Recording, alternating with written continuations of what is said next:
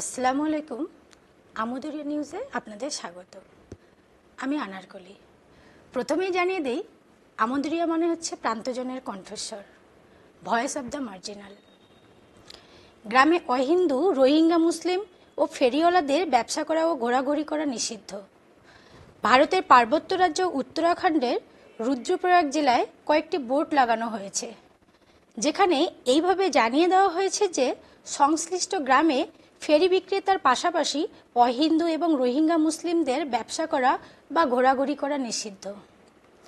সার্বজনীন জায়গায় লাগানো বোর্ডগুলিতে এই বার্তা সতর্কতা লেখা হয়েছিল বলে সার্বজনীন জায়গায় লাগানো বোর্ডগুলিতে এই বার্তা সতর্কতার জন্য লেখা হয়েছিল বলে দাবি করা হয়েছে।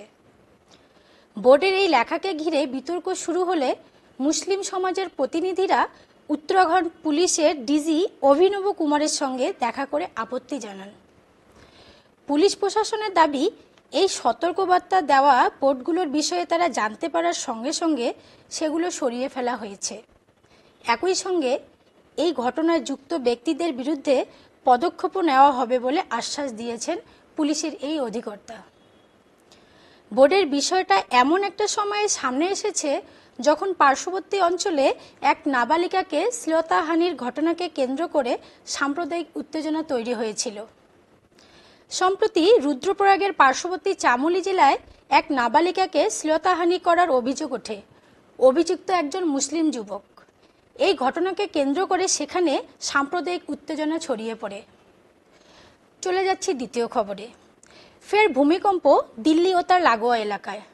বুধবার সকালে এই ভূমিকম্পের উৎসস্থল ছিল পাকিস্তানে। রিক্টার স্কেলে কম্পনের মাত্রা ছিল 5.8। তবে এই ভূমিকম্পের জেরে কোথাও ক্ষয়ক্ষতির কথা জানা যায়নি। ন্যাশনাল সেন্টার ফর সিসমোলজির বিবৃতি অনুযায়ী এই দিন বেলা 12:58 কম্পন অনুভূত হয়। পাকিস্তানের পাঞ্জাব প্রদেশের 10 কিলোমিটার দূরে ডেরাঘাজি খান এলাকায় এই কম্পনের উৎসস্থল ছিল। ইসলামাবাদ এবং লাহোরের কম্পনের তীব্রতা ছিল সবচেয়ে বেশি। কেঁপেছে মুলতান, ফৈসলাবাদ, মিয়াওয়ালি, বাক্কর, কামলিয়া, ভালোয়াল, চিনিউট ও হাফিজাবাদও। কেঁপে ওঠে দিল্লি এবং ন্যাশনাল ক্যাপিটাল রিজিয়নও।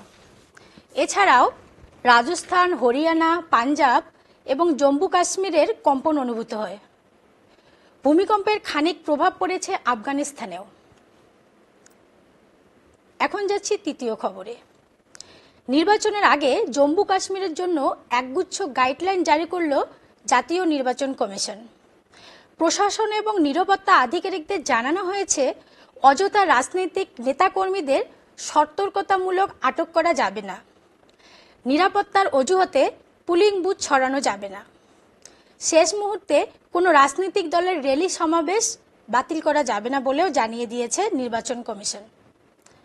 কমিশন সূত্রের খবর, গত মাসে মুখ্য নির্বাচন কমিশনার রাজীব কুমার এবং অন্য দুই কমিশনার গণেশ কুমার এবং সুখবর সিং জম্মু কাশ্মীরের প্রশাসনিক আধিকারিকদের জানিয়েছেন, কোনোভাবেই পক্ষপাতমূলক পদক্ষেপ করা যাবে না।